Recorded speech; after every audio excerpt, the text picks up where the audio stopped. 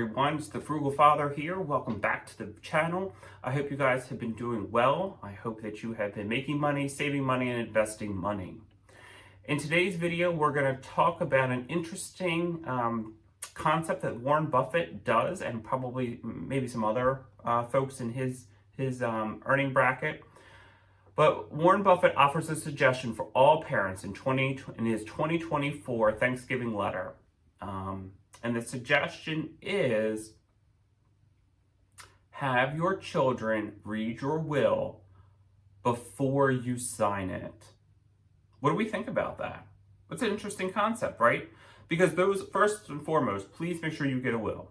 Please make sure you get a will. You can do it out online on, I think, LegalZoom. You may be able to go to your county's Department of Wills, Register of Wills, and see if they can offer any assistance, even to do a very simple will. So let's get into it. It's the reason I think that he wants to do it is really to avoid struggles, frustration,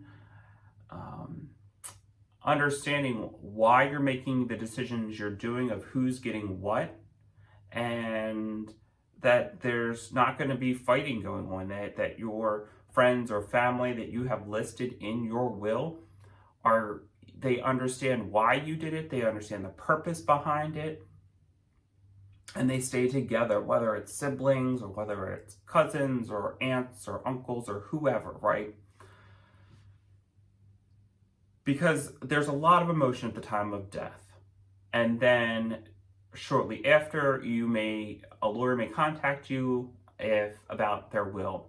You're going to read that then at the first time. So you're not only dealing with your grief, but now you're also dealing with news that you may not have been expecting.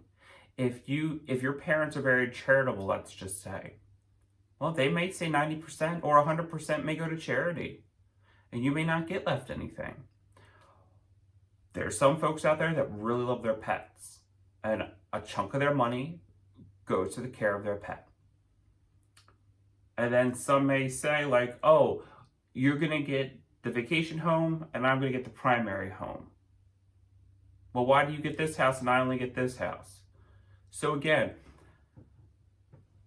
I kind of agree with Warren Buffett here. I agree that if you're letting them read what your intentions are, okay, and you can explain the purpose behind why you're leaving, Jane with this and Bob with that. And at the end of the day, they don't have to like it or agree. They can voice their opinion. But again, at the end of the day, it is your will, it is your possessions, and you can do with it what you want to do.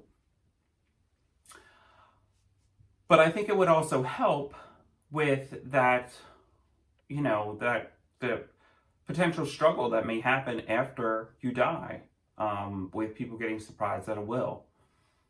Hopefully it's not, but again, it's that question we have to ask ourselves: do we want to talk about it, or do we not?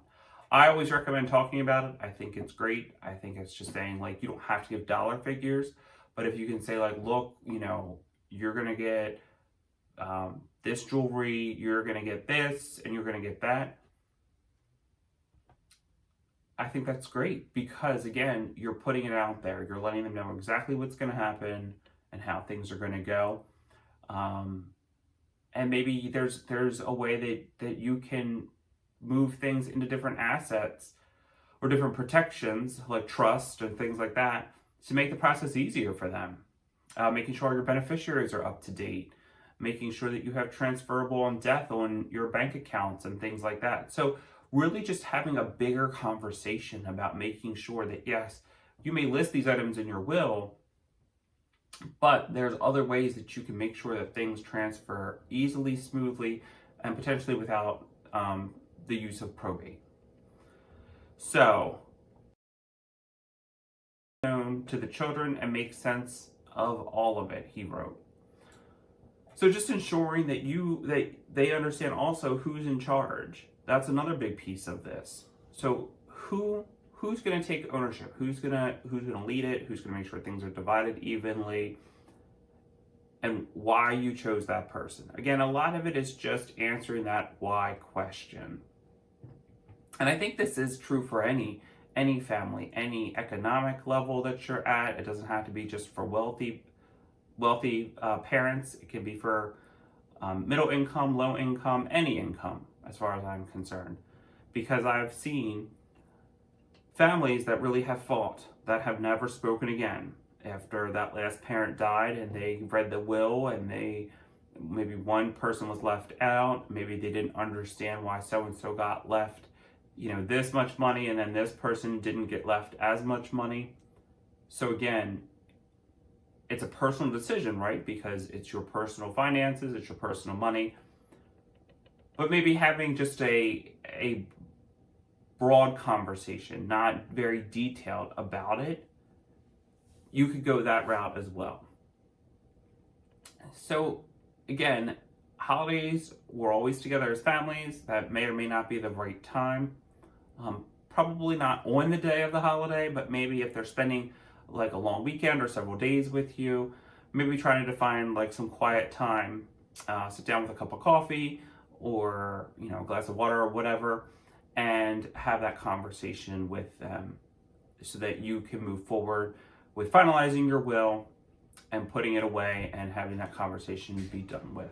So that's it in today's video, everyone. I hope you guys find it helpful. Please leave in the comments what you think, what your thoughts are about discussing a will with your children before signing it. I'd love to hear them and see what you guys think. Take care, everyone, and I'll see you in the next video.